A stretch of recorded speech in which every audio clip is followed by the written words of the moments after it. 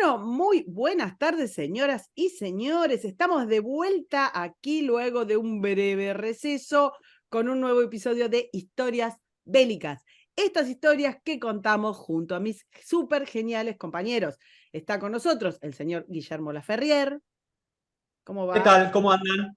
¿Cómo va? El juntador de odio más importante del Virreinato del Río de la De, Plata. de odio de ignorantes, pero es odio Bueno, al fin. Sí, sí, odio al sí. fin, vale lo mismo. En el Sí, cielo lo sí, sí, contamos sí. igual. Y está con nosotros Jorge Vigo. ¿Cómo está, Jorge? Bien, muy bien, aquí en las planicies de Prusia. Claro, Uh, exactamente. la Silesia. Vamos a ir La por la Silesia, la Silesia. guerra de Silesia. Sí. Qué épocas, qué épocas. Bueno, esta creo que es una de las primeras historias bélicas que hacemos a pedido especial de uno de nuestros queridos patrocinadores, que es el centurión Leandro Ostuña, a quien le mandamos un beso, le agradecemos mucho su contribución, y él había pedido hablar de Federico el Grande, lo que para nosotros es genial porque vamos a alargar con esto, después lo va a explicar, lo van a explicar Jorge y Guillermo, una nueva saga. Antes que nada van las parroquiales. Por supuesto, no se olviden de visitar porque está divina y con un material súper exclusivo nuestra página historiasbélicas.ar. Historiasbélicas.ar. Ahí tienen todas nuestras historias, las que hicimos desde el principio, que están en YouTube o en iVoox o en Spotify. Ahí tienen el análisis de la guerra vigente minuto a minuto que está haciendo Guillermo con un material súper exclusivo, con documentos, con fotos, con una cobertura que por supuesto no van a encontrar en ningún otro lugar. Y ahí tienen además muchísimo material que está poniendo Jorge sobre historia de la guerra, además de tener todas nuestras historias y las últimas. También pueden disfrutar quienes escuchan por iVoox o por Spotify, tienen los PDFs con las imágenes para volver a revivir. Si tienen dudas, aportes, ideas, pueden escribirnos a historiasbélicas, ok. Pero ¿cómo voy de vuelta? Historiasbélicas, ok, @gmail.com. Historiasbélicas, ok, @gmail.com. Ahí inauguramos esto que hace unos días, que era que nos pueden sugerir historias, batallas, dudas, si quieren nos pueden mandar un pequeño audio, y vamos a tratar de ir acomodándolo ahí en el fisture de las historias para, para generar esta comunidad que se ha hecho con nuestros oyentes. Todos ellos, vale decir, gente muy culta. Nosotros tenemos gente muy culta, saben de lo que hablan, les gusta, son nerds como nosotros, así que les mandamos un abrazo a todos. Por supuesto que está vigente nuestro crowdfunding. Estamos viendo cómo hacer para los que quieren poner aportes desde el exterior, porque como bien saben, estamos acá detrás de la cortina de hierro y De es hierro. muy complicado, sinceramente, pero miren, en algún momento lo vamos a resolver. Pero para los que quieran contribuir de manera local, por supuesto que tienen el link. No sé si me falta algo, muchachos, si me estoy Sí, que olvidando. aceptamos cualquier tipo de billete. Mientras tenga la cara de alguien, no hacemos asco a nadie. ¿Eh? Y si tiene cara de alguien, y si tiene animalitos también. Si tienen animalitos, pero mándenlo rápido antes que pierdan valor. Y también podemos aceptar joyas, botellas vacías, ropa usada, como decía Lelutier. Bueno, ¿y qué me falta?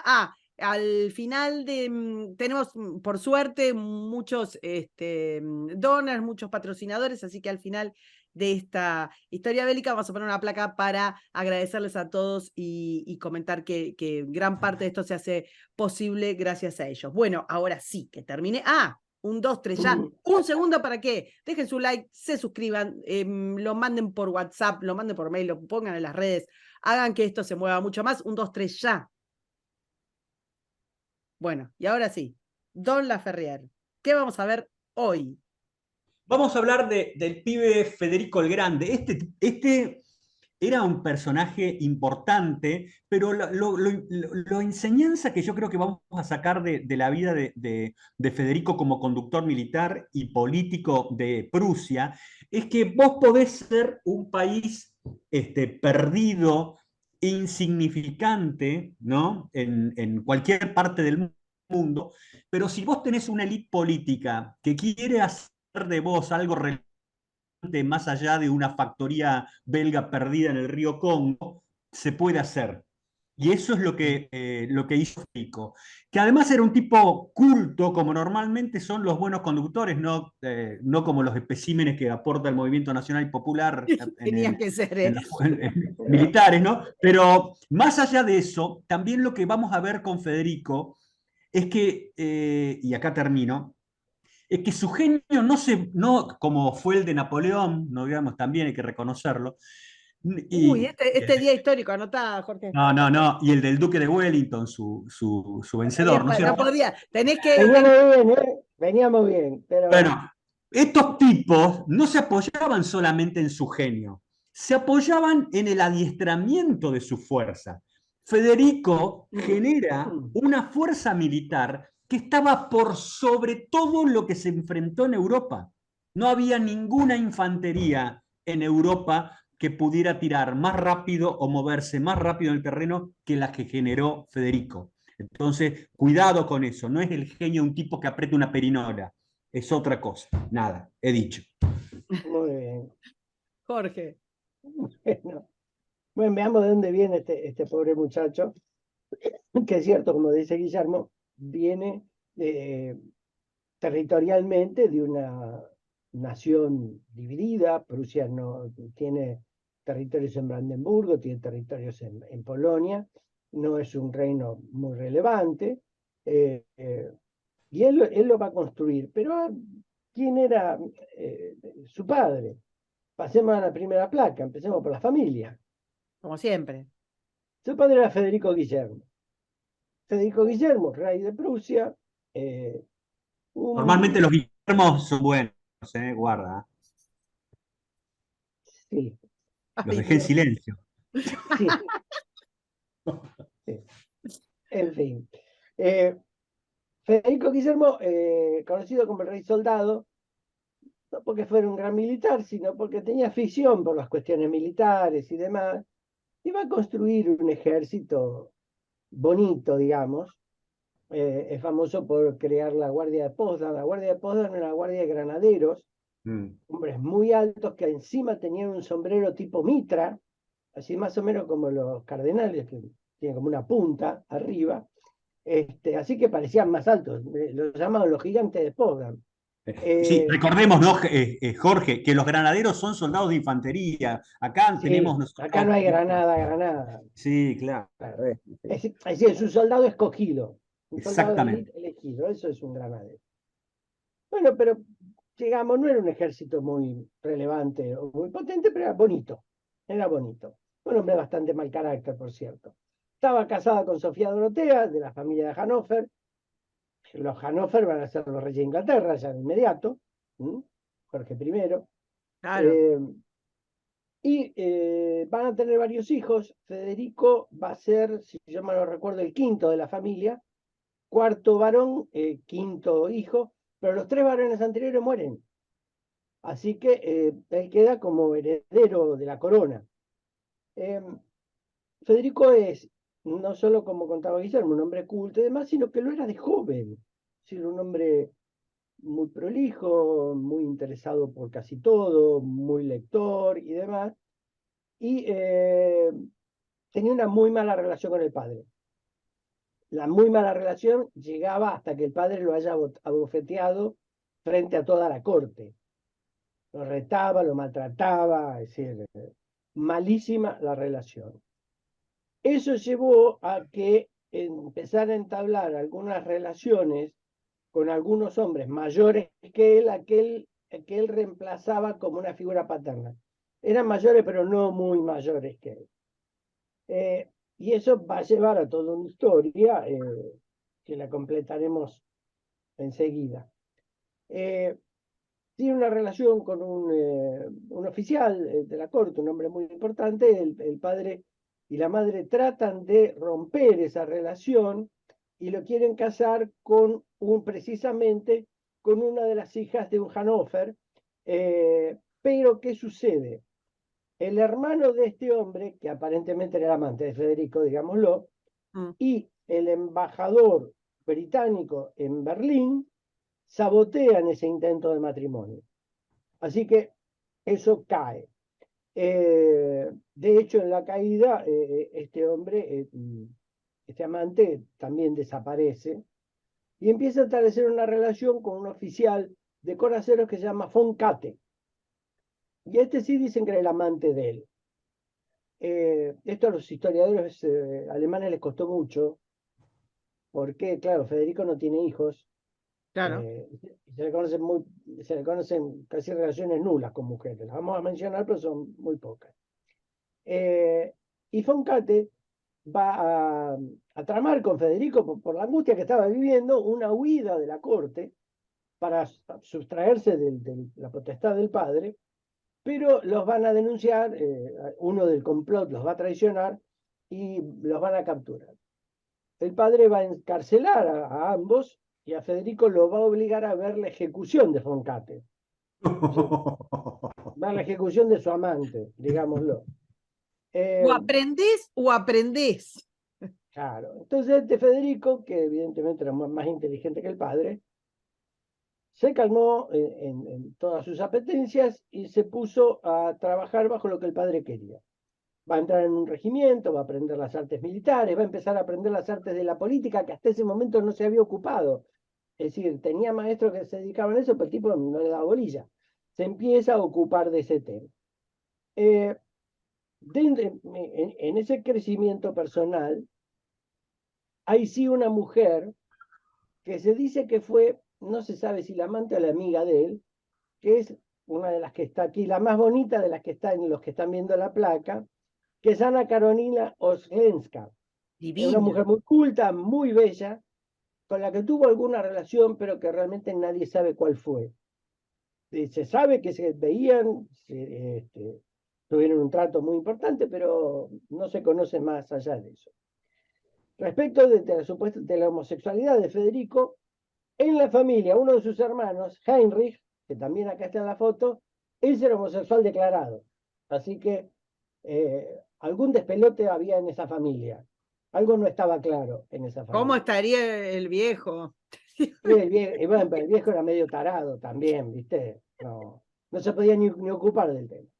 Tenía que estar ejecutando amantes sin parar. Sí, no puedo decir, parece un poco lo que le pasó a Augusto, que tenía que ordenar la moral de la familia y la moral de Roma al mismo tiempo. Claro, exacto. Bueno, pero claro. ahí eran más permisivos. A mí me gusta más esa época. Sí.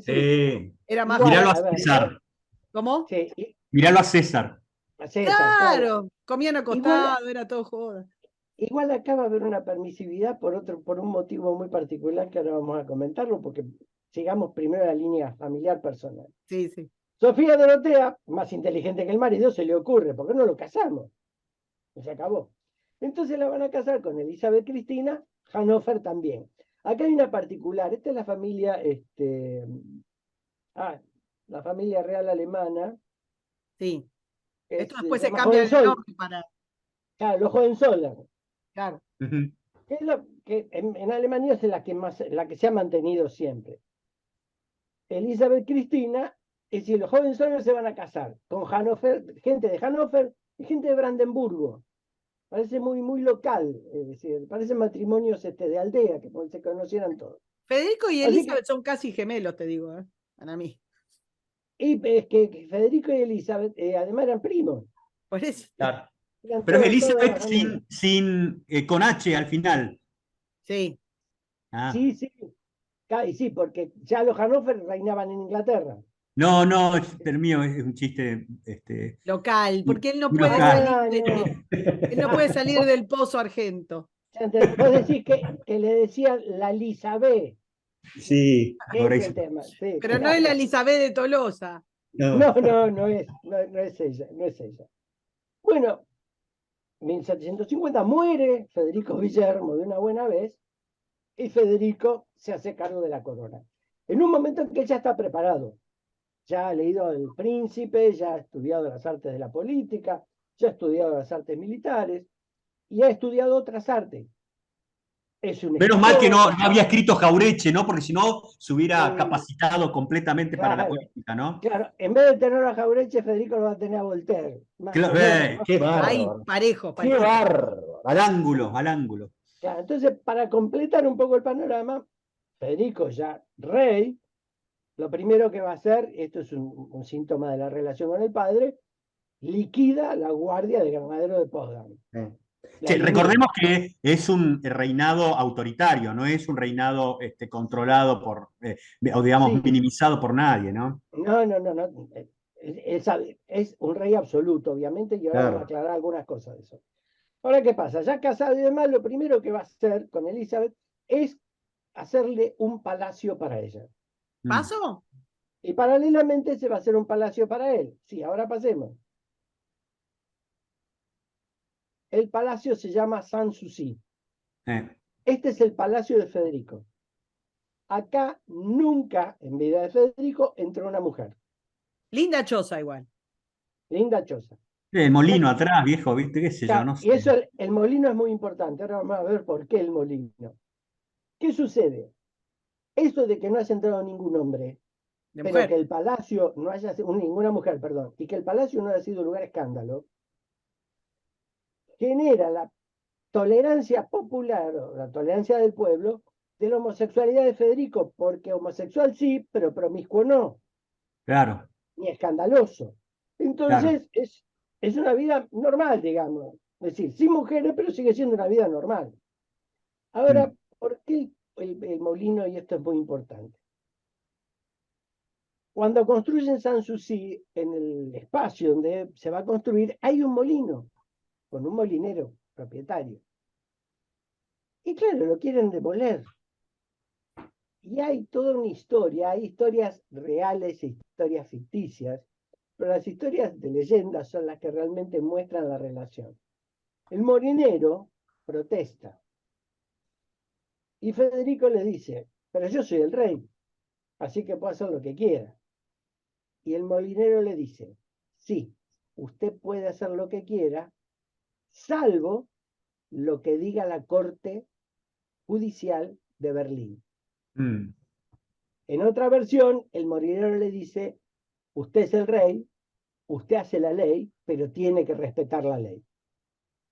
Consecuencia de estas relaciones, que ya les digo, un trámite judicial y demás, el molino sobrevivió. Tal cual. Y es tan importante para los alemanes que durante la Segunda Guerra Mundial, es decir, se perdió la Segunda Guerra Mundial y después se lo reconstruyó.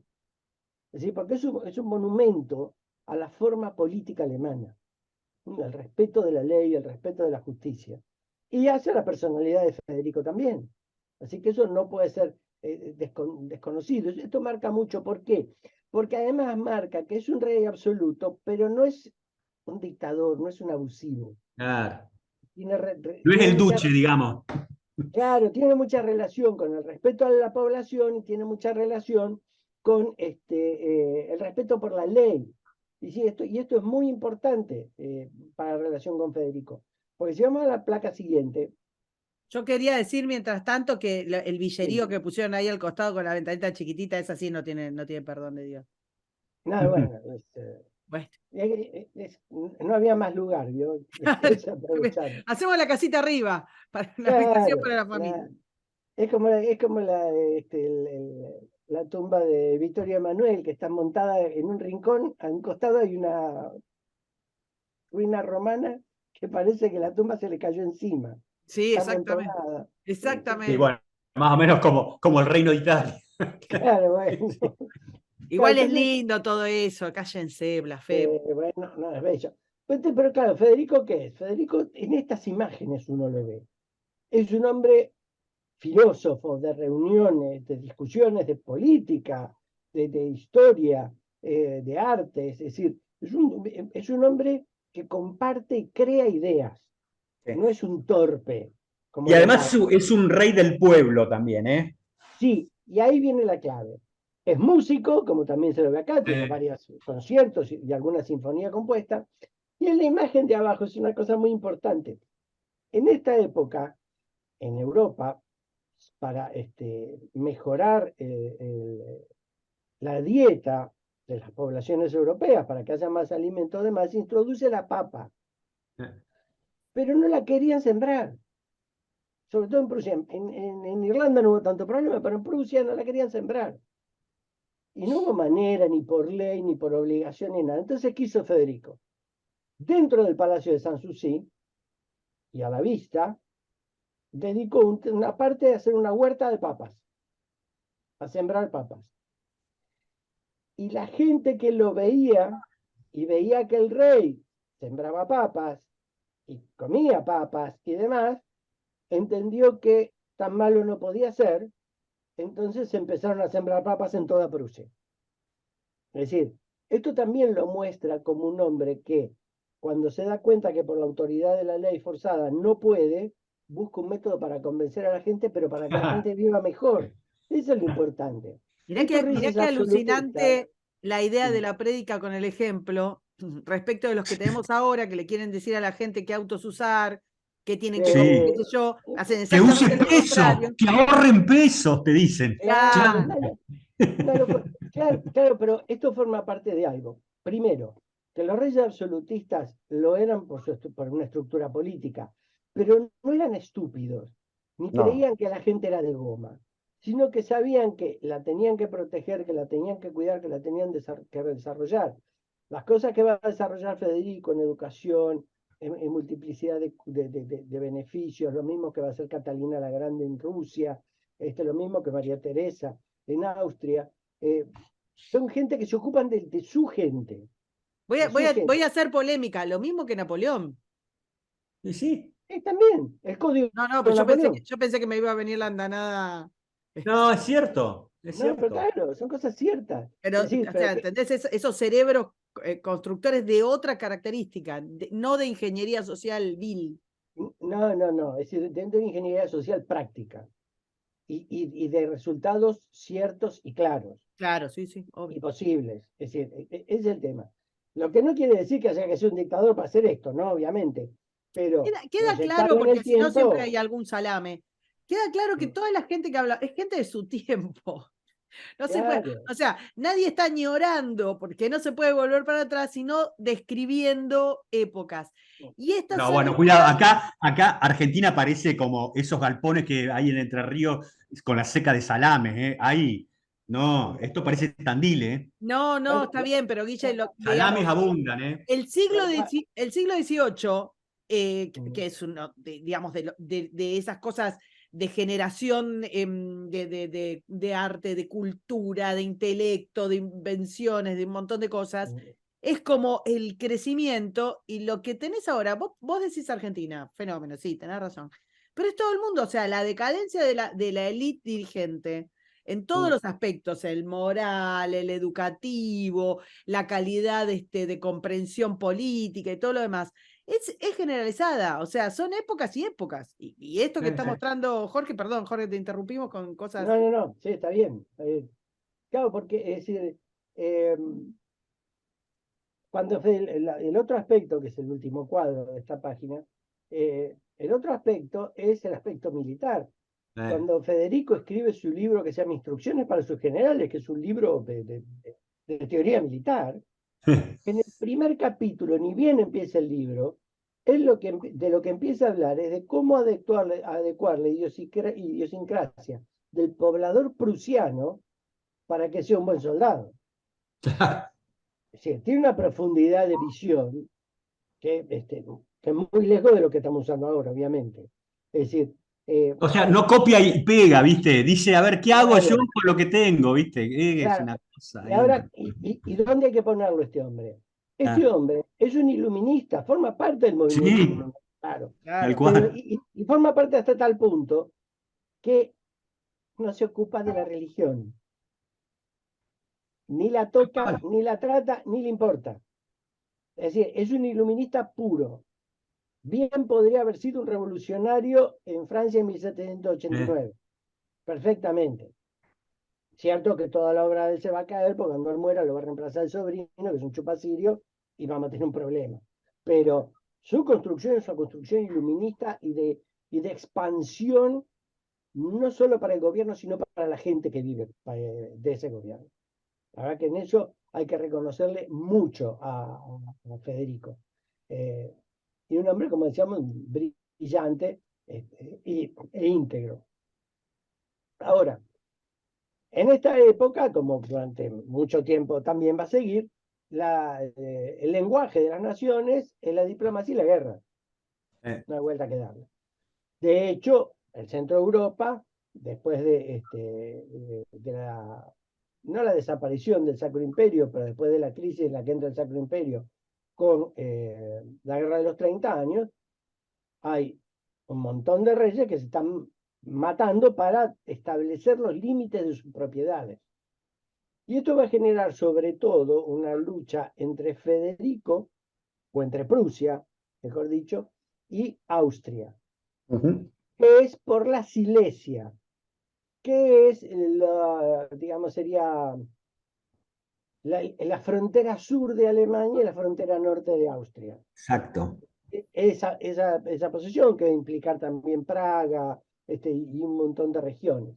Que digamos es el centro de la Europa, de esa Europa del Este, ¿no es cierto? Es el centro de todo eso. Así es. Una zona y esto rica también.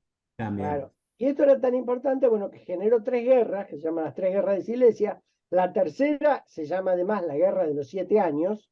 Espérate qué paso, ¿no? Ahora pasemos, Claro. vamos a ver quiénes son los que intervienen acá. Era tan Exacto. importante esto porque acá también se mezcla la sucesión austríaca que le va a permitir a María Teresa acceder al archiducado, que todos tienen un interés. ¿Y cómo se van a armar las alianzas aquí? Contra Prusia, la vamos a tener primero a Rusia. En este momento la que va a liderar es Isabel de Rusia. Isabel no es una mala zarina. Ojo, porque a veces todos miramos a Catalina, que eclipsa todo lo que hay Opaca, después. claro. Claro, pero Isabel no era mala. No era mala, es decir, era bastante buena. A lo mejor un poco más corta en su expansión hacia sus súbditos, pero era una muy buena reina. Después, por supuesto, en Austria tenemos a María Teresa. Acá yo voy a hacer una salvedad. Mientras Isabel es la zarina de Rusia indiscutida, María Teresa no es la Kaiser de Austria. Es la archiduquesa. El archiduque en Austria viene a ser como el delfín en Francia o el príncipe de Gales en Inglaterra. El que va a heredar la corona. ¿Por qué? Porque en Austria no puede haber reyes mujeres. Claro. Entonces, el rey era el marido, pero la archiduquesa de Austria, que era la parte más importante, era ella. Y con ese título ella gobernaba y no el marido. El que vaya al Schönbrunn va a ver un cuadro muy bonito donde están los dos sentados en 2 sillones, como enfrentados. El marido aparece en sombras y ella aparece en luz, porque ella es la que gobierna. ¿Sabes? Que es muy interesante ese cuadro. Después, por supuesto, en contra lo tiene a Luis XV, la tradicional reyerta entre los franceses y los futuros alemanes, ¿no? Pero, por un tema familiar, Inglaterra va a estar del lado de Federico. Jorge III, Jorge II, Hannover, obviamente que va a estar del lado de Prusia.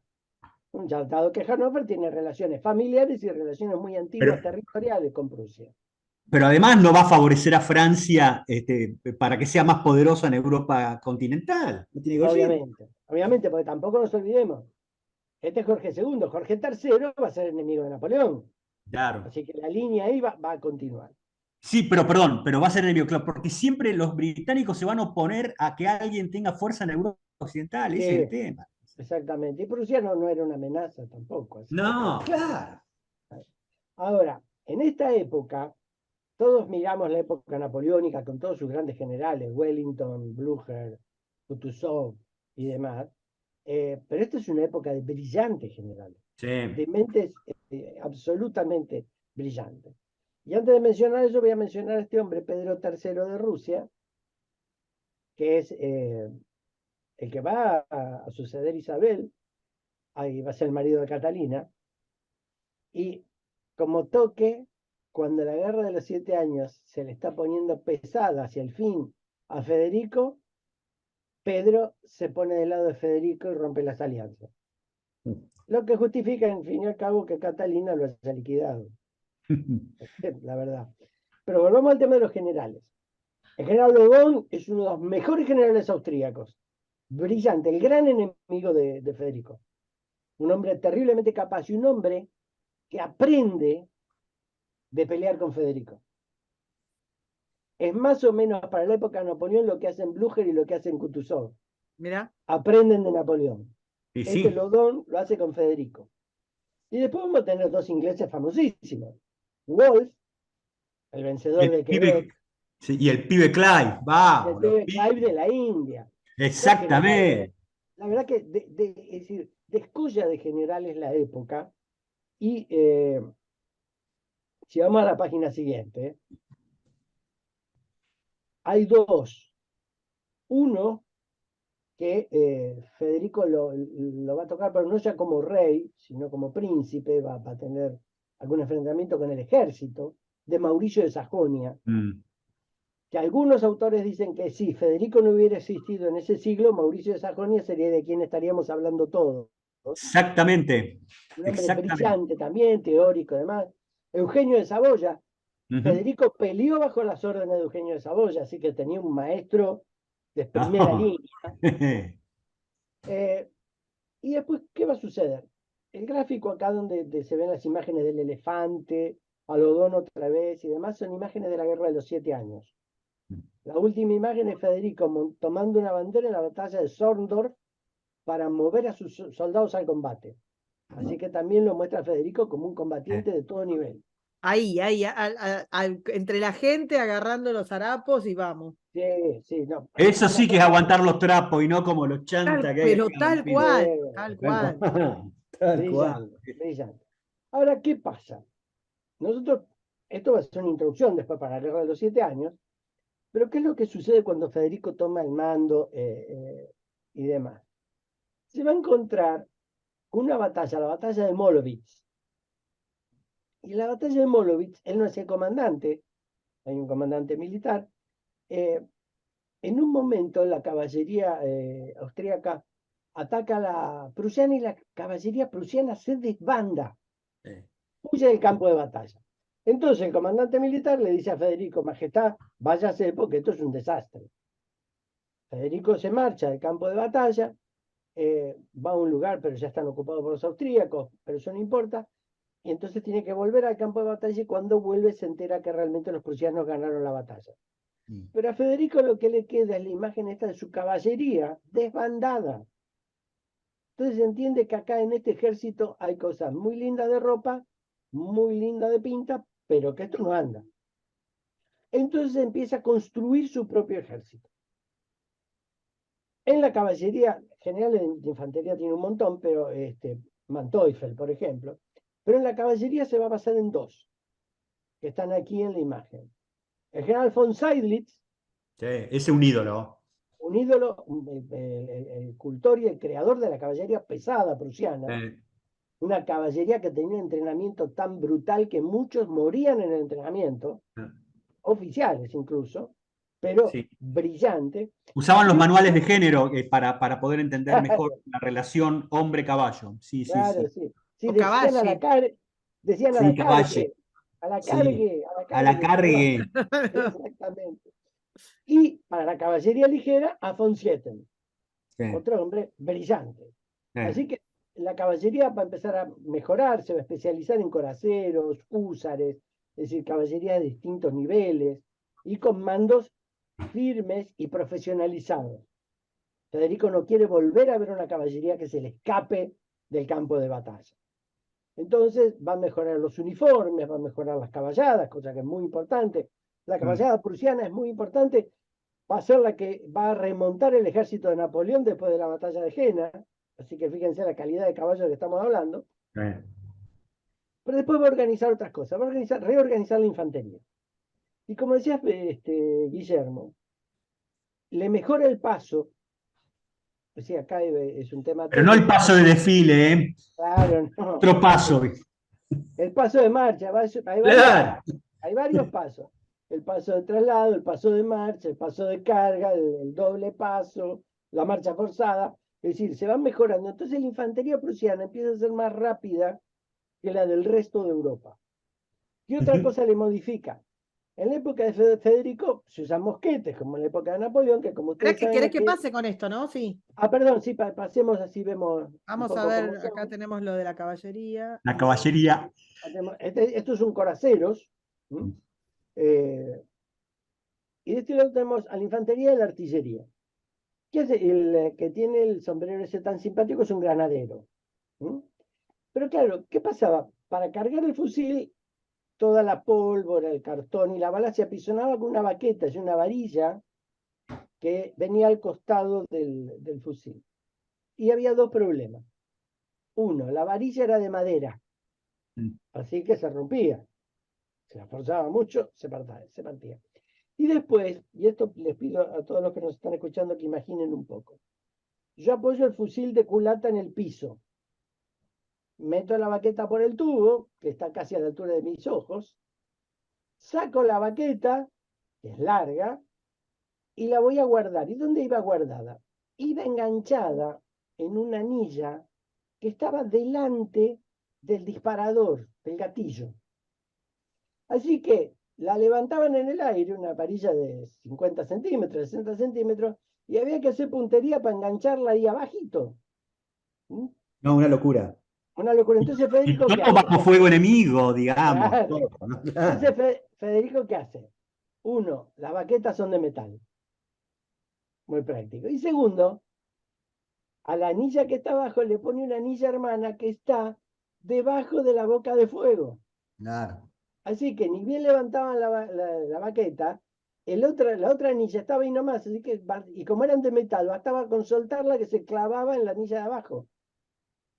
Esto le dio a la infantería prusiana una cadencia de fuego entre 2 y 3 veces superior a la de cualquier enemigo. Eso que está diciendo Jorge es tremendo. Convertía a las fracciones de infantería prusianas en ametralladoras, Claro, digamos, en relación a los otros.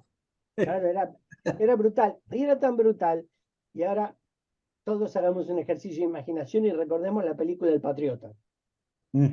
Todos recordarán que las tropas de infantería se paran en dos filas, se detienen y se empiezan a tirar, se empiezan a disparar.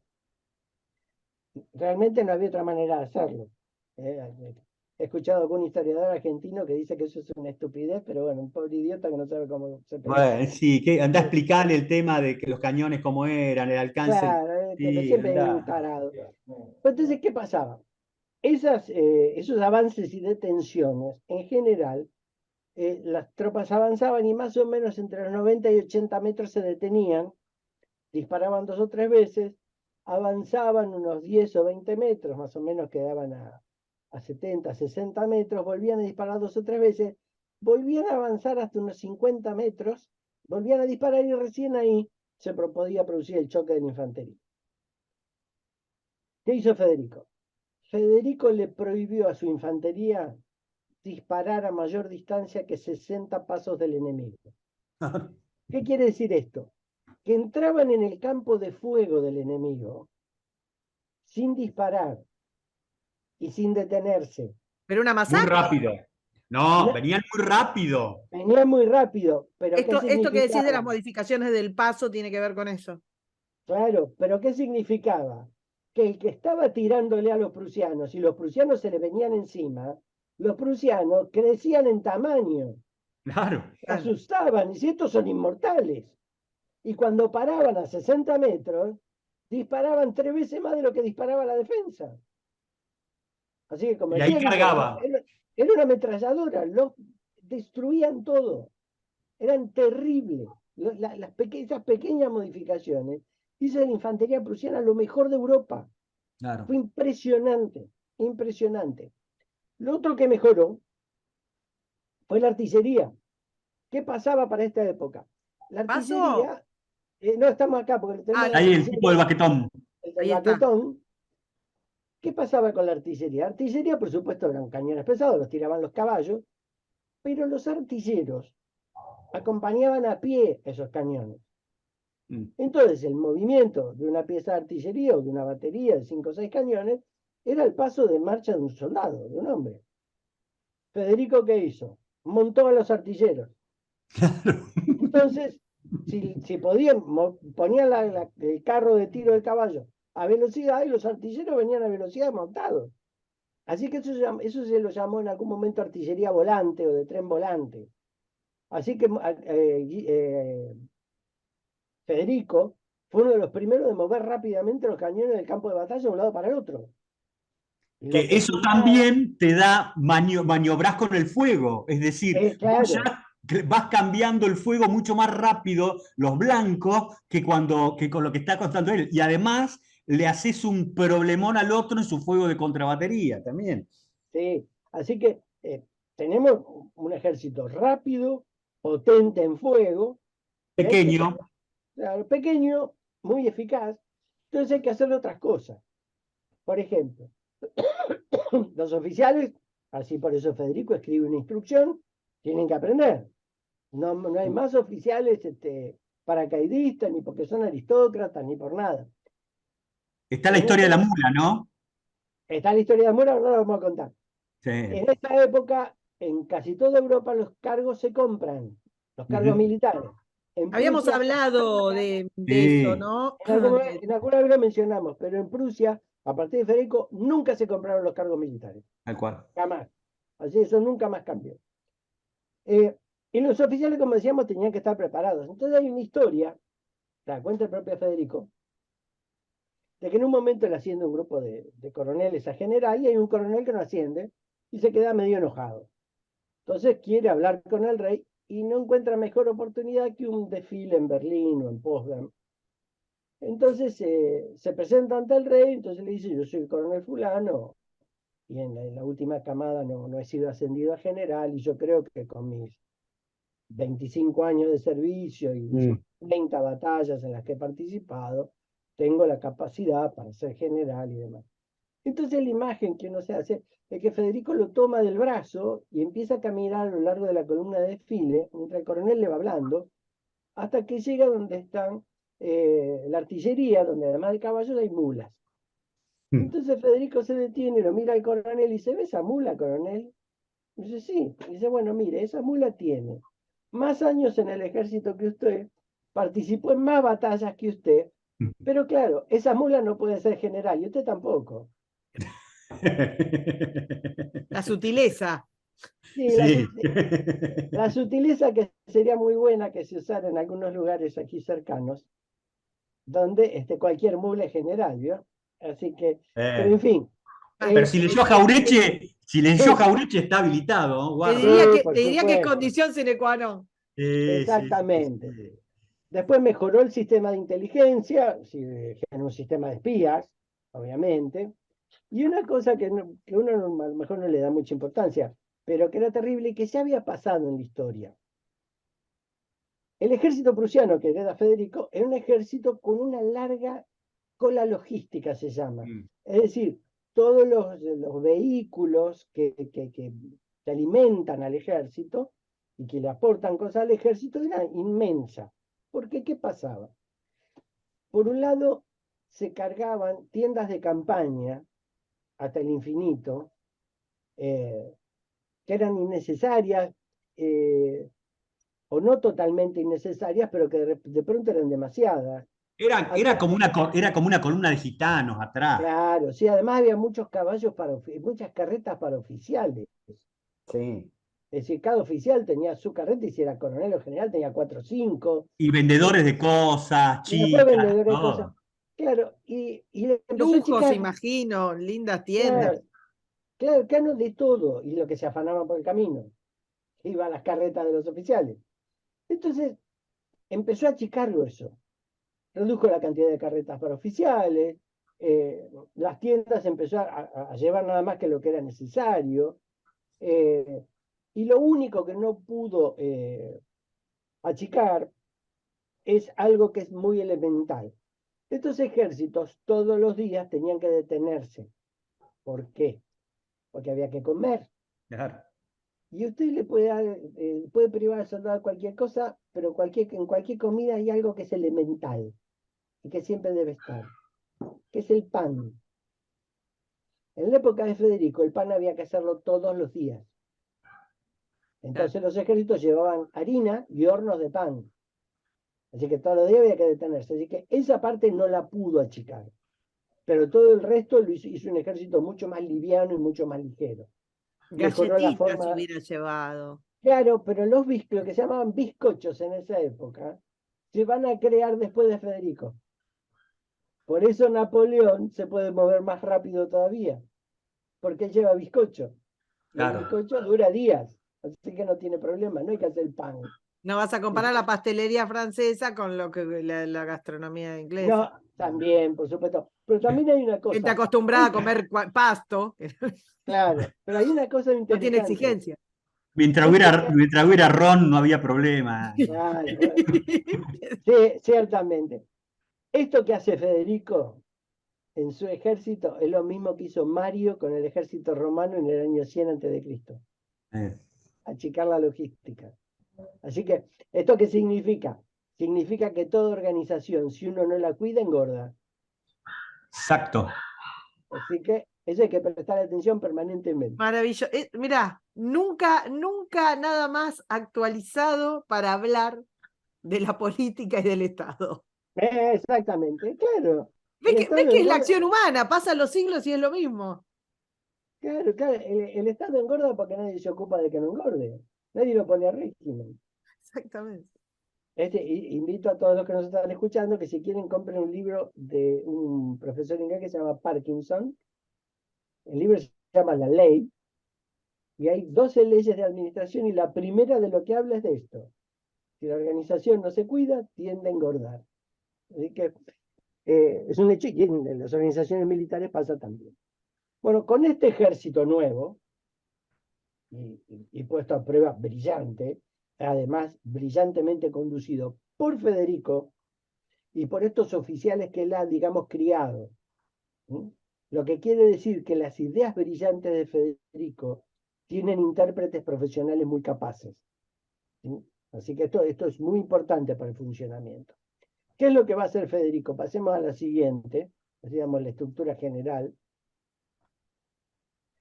Cuando Federico entra en guerra, la de Silesia es un poco más simple, pero cuando llegamos a la guerra de los 7 años, se va a encontrar que él está en el centro, en este círculo azul, para los que están viendo el mapa, pero tiene al sur a los austríacos, al este a los rusos, al sudoeste a los franceses y los suecos de vez en cuando. eh. El único Están en aliado medio. que tiene, claro, el único aliado que tiene es Hannover, que por supuesto, como pertenece a la corona inglesa, lo va a apoyar. Ahora, ¿qué pasa? En números, muy grosso modo, estaríamos hablando de un ejército de Federico de unos 100.000 hombres peleando contra 300 o 400.000. Mm. Pero ¿qué sucede? La posición geográfica de Prusia le permite colocarse a Federico en el centro de sus enemigos.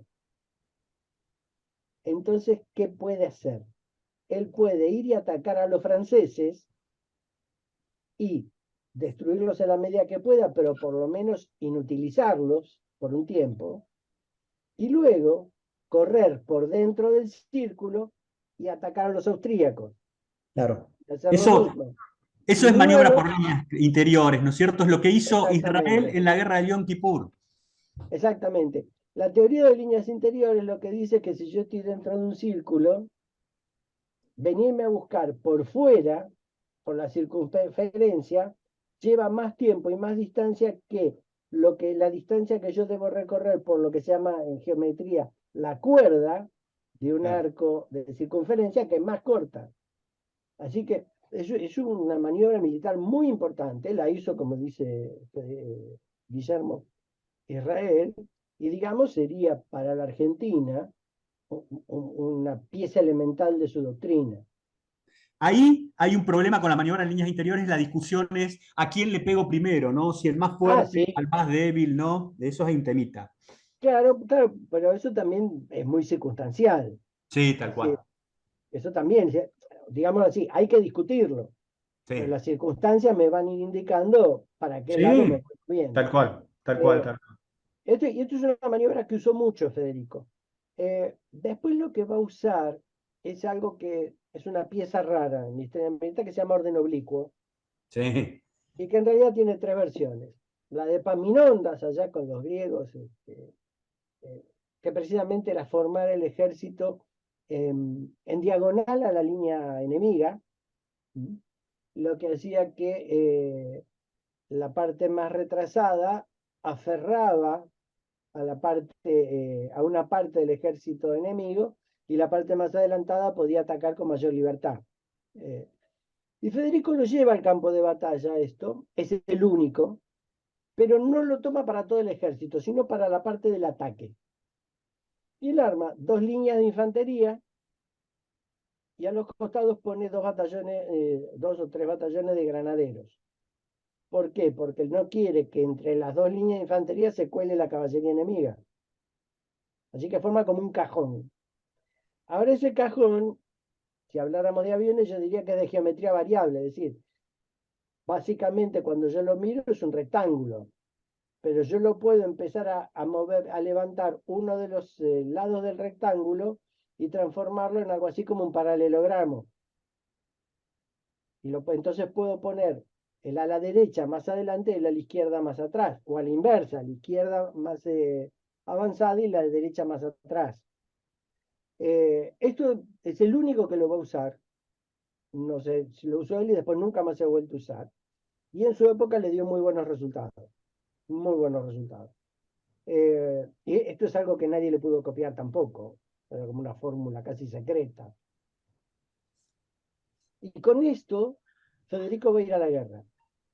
Las batallas más importantes, si quieren las podemos ver a vuelo de pájaro, porque esto después dependerá de cuando veamos la guerra de los 7 años en la página siguiente.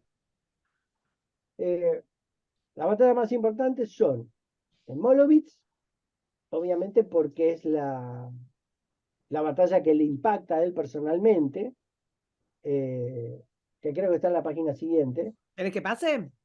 Sí, sí, sí. Es la que le impacta más importante. Dos batallas que son casi hermanas, que son la batalla de Rosbach contra los franceses y la de Leuden contra los austríacos, que son dos batallas que se libran. La primera el 5 de noviembre, la segunda de 1757 y la segunda el 5 de diciembre, es decir, un mes de distancia. Pero entre las dos, de las que Federico sale victorioso, hay 300 kilómetros que el ejército prusiano recorre en pleno invierno, Sí. bajo la nieve. Así que, y técnicamente las dos, cuando veamos la guerra de los 7 años, la vamos a ver, son espectaculares. Son del tipo de Austerlitz para Napoleón. Una cosa técnica maravillosa. Y la otra es la batalla de Zorndorf contra los rusos, que acá Federico le va a introducir al arte de la guerra, algo que no se practicaba mucho, y que podríamos llamar la maniobra operacional, es decir, la maniobra previa a la batalla. Los rusos están sitiando una ciudad y Federico se le acerca. Entonces, ¿qué hace? El ejército sitiador ruso se mueve en la dirección que Federico viene. Ahora, Federico, en vez de bajar a la ciudad, empieza a dar como una vuelta alrededor de la ciudad, lo que hace que el ejército ruso se vaya moviendo y viendo por dónde viene. Es decir, esto lo desconcierta tanto a los rusos que cuando Federico hace una segunda vuelta, pero se aparta de la ciudad, los rusos, ya desesperados por pelear, lo van a buscar. Entonces Federico termina eligiendo el campo de batalla. Los rusos van a donde Federico quiere. Y en esta batalla va a generarse la particularidad, es muy sangrienta, terrible esta batalla, donde este orden oblicuo lo va a tener que aplicar dos veces, una vez por derecha y otra vez por izquierda, para vencer a los rusos.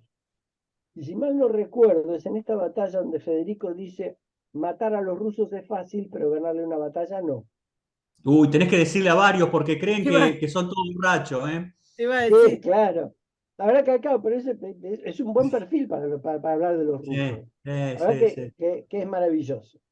Así que bueno, cuando en el futuro, hablaremos de la Guerra de los 7 años en detalle, pero estas batallas que repito, son muy espectaculares y ponen a Veremos en prueba esa detalle luego, máquina, claro. claro, Sí. ponen a prueba esa máquina, hacen lo que vemos en la página siguiente. Cuando Federico hereda una Prusia desmembrada. Claro, Son separado. claro, son esos dos pedazos violeta, y algún pedazo más hacia Hannover, eh, pero cuando termina con una Prusia físicamente unida y Claro. extendida a la Silesia, es decir, le gana la Silesia a los austríacos. Y esto es lo que pone a Prusia como figura importante del equilibrio militar europeo. Y acá empieza, quizás, ¿no es cierto?, a entenderse por qué Prusia es la base para generar la Alemania unificada. Claro, claro, porque son dos. Acá empieza también el derrotero de las particiones polacas. No, sí, bueno, por Polonia, supuesto, Polonia nos van a matar. Polonia es un despelote, siempre fue un despelote para Europa. acá en el medio, por supuesto, hay un desmembramiento de Polonia. Eh. Pero cuándo, no, pero es que un día tenemos que hacer el derrotero, insisto, de las particiones. Sí, Eh. sí. No te van a creer, te van a creer, no te van a creer, van a creer que, porque acá creen que Europa fue siempre así desde hace 10 siglos, por ejemplo. Claro, sí. Siempre igual. Creen que los mapas no cambian, ¿viste? No, Mirá, no, no, no, no, mirá no. eso, por lo menos. No, no tal cual. Y que los Así estados que no son Hablando de mapas, ¿vieron la genialidad argenta, no? ¿cuál? La que hubo, La de dar vuelta. la de dar vuelta al mapa, tío. Pues son tarados. Dios mío. Bueno, también rescataron el mapa con Argentina en el centro del Sí, mundo, sí, como si sí. fuera una novedad, y Se tiene les como ocurrió una 40 años idea. ese mapa. Sí, no, pero aparte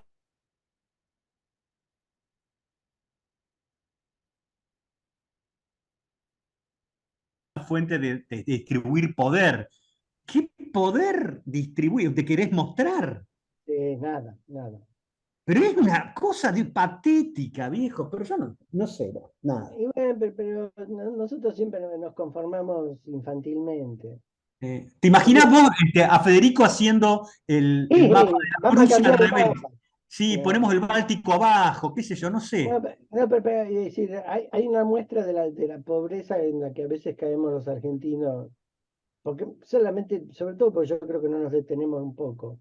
¿Nunca vieron en algún programa del domingo deportivo donde muestran los goles argentinos en Europa? Sí, sí, sí, sí, como si fuera. Es una pobreza espiritual brutal. Sí, sí, bueno, es Brutal. que en Argentina nuestro máximo logro es futbolero, El no hay fútbol, otra cosa. claro. ¿Qué querés que te diga? Pero en fin, nada, Por nada. eso, pero bueno. Bueno, Somos acá todos se unos ve, soldados. para los que creen que los países son inmanentes, Sí. que se formaron después de las glaciaciones. Bueno, otro despelote que en algún momento decirle a Abdul que nos avise, Bueno, que tenemos que lo hacer. tengo limpiando el living de casa porque pintamos, ¿viste? Bueno, Te dije que pero no bueno, uses los pero bueno. recursos de historia bélica para tu beneficio personal. está bien, Pero digo, está no, bien. acá está el Imperio Otomano, porque hay gente que se debe pensar que También, no era así, ¿no? no, claro. No, que estaban los turquitos ahí en Europa, no lo comprenden. No. No, ¿Cómo? no. ¿Qué? ¿Cómo es eso? Exactamente. Y no sé, Jorge, si te quedaba algo, porque te quería pedir, y Sí, vamos dale, dale. un detalle en la placa siguiente. El cadáver de Federico tuvo varios destinos. Él quería ser enterrado en el jardín de Sanssouci, pero lo llevaron a una cripta, después hubo que esconderlo por la protegerlo en la Primera Guerra Mundial, esconderlo en la Segunda, hasta que finalmente lo enterraron en el jardín como él quería. Y esta es la placa. Y la placa tiene una particularidad. Si ustedes ven, hay flores, pero en una punta hay papas. Mm. Ese es el peso del gobierno y la presencia de Federico en Prusia. Haber alimentado a la población todavía hoy es un gesto de homenaje de los alemanes hacia Federico. No, fue un Eso tipo es, importantísimo para la historia de Europa, ¿eh? pero eso Y no eso se, suficientemente reconocido, me parece. A veces, y a veces no, porque nadie quiere leer nada, ni que nadie quiere ver nada. No, pero igual es Pero, un tipo me parece que es de los tipos que han... esto de las papas se llama tradición. Mm. Un país sin tradición no existe. Exactamente, pero exactamente. El que quiera tomar la cucharada está invitado. Tráguenla bien porque nos toca directo. ¿Mm? Sí, me quería decir, Karina, vos.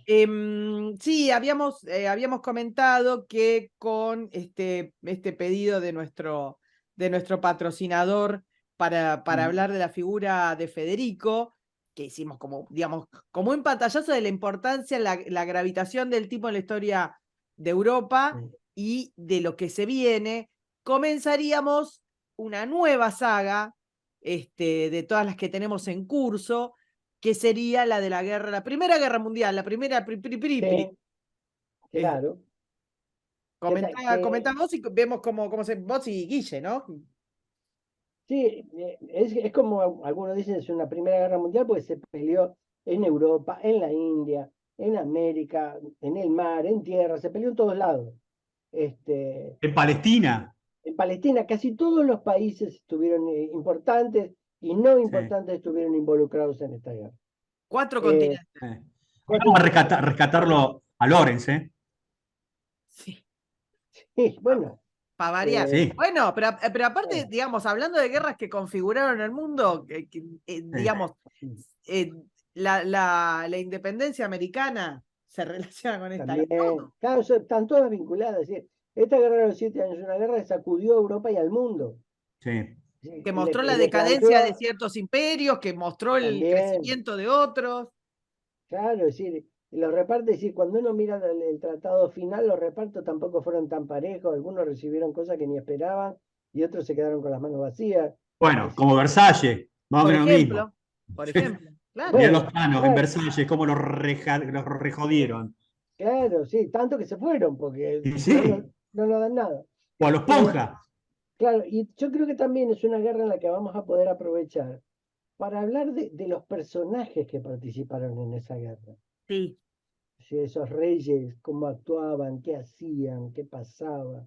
Es decir, porque me parece que también los muestra mucho más plenos que esa imagen del rey absoluto que nadie va a tocar y que nadie le puede discutir nada. Y vamos a ver que tampoco es así, que es mucho más complejo el tema, que la mente de estos hombres es más compleja y la forma en que ven la vida es mucho más compleja.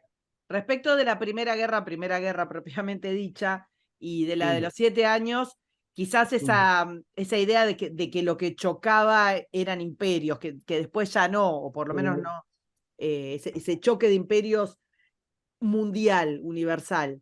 Así que bueno, nada, será Federico el primero de esta saga. En algún momento, ténganos paciencia, lo que vamos a hacer, invitando también a nuestros columnistas estrellas, a Juan Ostrowski y a Marcelo Marienhoff, es ver todas las sagas que tenemos en danza. Tenemos la Guerra Civil Española, tenemos la independencia de Estados Unidos, tenemos la Revolución Francesa, bueno, tenemos un montón. Es ver cómo se toca, cómo cada una determinó a la otra, por lo menos tirar esos links que ayudan a entender de qué estamos hablando. Sí. Y ayuda a Sí, ver para cómo... la Revolución Francesa vamos a repartir toallas para limpiarnos la sangre, ¿viste? Porque es una cosa. Bueno, Bueno, Un baño ya de hicimos como 4 de la Revolución Francesa, de la larga corre la marcha. sangre como la soda, viejo, es impresionante. sí, sí, sí, Esa pasión que tienen por cortar cabeza, loco, en forma industrial, una cosa increíble, ¿no? Por no, chapotear. pero salió algo bueno al final, tampoco. Pero las masas ahí absortas, viendo cómo se desprendía la extremidad. Pero Una cosa- ¿viste cómo vuelve el debate? Increíble, porque viste lo que es el mundo de las ideas. Vuelve el debate sobre lo bueno o malo de la Revolución Francesa. Una cosa que tiene muy interesante el debate político y sobre todo el debate político de estas épocas de batallas culturales, es que se habla de la historia como si como si fuera un hecho a modificar. Y Sí, esto más no bien, es solamente de la izquierda. Sí, Porque viste que sí. la izquierda tiene esta tara que hacen un revisionismo permanente, con leyes incluso, en las cuales reescribe la historia. Pero no es exclusivamente de la izquierda. No, el nacionalismo son argento te dice todos, que la Revolución todos. Francesa fue pergeñada por el demonio, Claro, sí, Este, porque la iglesia y las por pelotas. Belcebú. Sí. Pero ¿sabe lo que pasa? Vivimos en una sociedad de gente tan pobre espiritualmente, que en vez de construir con lo que tiene para mejorar lo que considera un error, lo único que hace es tratar de consolarse inventándose una historia que nunca fue. Pero tiene Sí. a ver, Es un consuelo. es una visión muy loca que, insisto, ha formateado el colectivismo de los últimos 2 años y que lo que hace es pensar lo que pasó como si tuviera solución. Entonces vos te No, enojás, sí. ¿entendés? Y decís tal, varias cosas, el anacronismo, pero eso es un mal de hace de muchísimos años de pensar, ¿entendés? Con categorías éticas o morales actuales o con condiciones de vida actuales la vida anterior. Entonces, este era autoritario, este no te puede, está bien, qué sé yo, hacían Pero que se vayan a la este miércoles, dominaba, está déjame de bien, pero joder. bueno, déjame como, este dominaba Claro. a los vencidos, todo dominaba a los vencidos. Este esclavizaba, todo esclavizaban. Este fusilaba, sí, o sea, era así. No, claro, Y claro, pero entonces lo juzgás. Y no solo lo juzgás, sino que pensás que debería haber sido de otra manera y que en la actualidad hay víctimas y victimarios del pasado. Una cosa Sí. demencial que claro, está es vigente. Transmitido estúpido. genéticamente.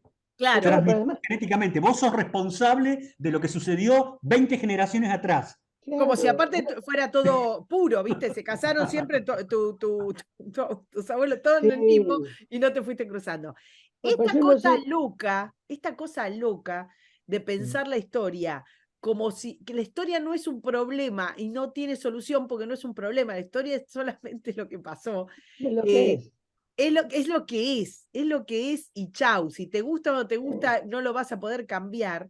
Es lo que vamos a tratar como de romper y de tratar de explicar todas estas sagas y las formas que una cosa modificó a la otra y nada, y pasó. Y si te gusta bien y si no te gusta también, porque no se va a cambiar. Pero eso lo vamos a hacer más adelante, porque la semana que viene vuelve Mm. a Historias Bélicas, uno de nuestros columnistas estrella, nuestro Aquaman, para contar qué historia, Guille. Vamos a ver la batalla de Leyte, del Golfo de Leyte, ahí en las Filipinas, y vamos a ver esta batalla en el contexto de una campaña, la de las Filipinas, que a mi juicio no debiera haberse dado, no le debieran haber dado bola a MacArthur. Y he dicho ahí con eso, porque me parece. Está bien. No, no, Bueno, no nos vamos a pelear ahora, no vamos a pelear en la batalla. claro, vamos a pelearnos en ese Ah, momento. Estimados, los esperamos la semana que viene, esperamos que hayan disfrutado, así como nuestro patrono Leandro nos ha pedido Federico, déjennos sus dudas, sus solicitudes, sus películas también, saben que tenemos distintas variedades de historias y que vamos tratando de satisfacer los deseos más o menos como podemos. Nos escriben a historiasbélicasok@gmail.com o visitan nuestra web historiasbélicas.ar. Desde ya les agradecemos mucho y nos vemos la semana que viene. Chau, chau. Un chau. abrazo a todos, chao. Suscríbete, me gustealo, compartilo y nos vemos en la próxima. Muchas gracias.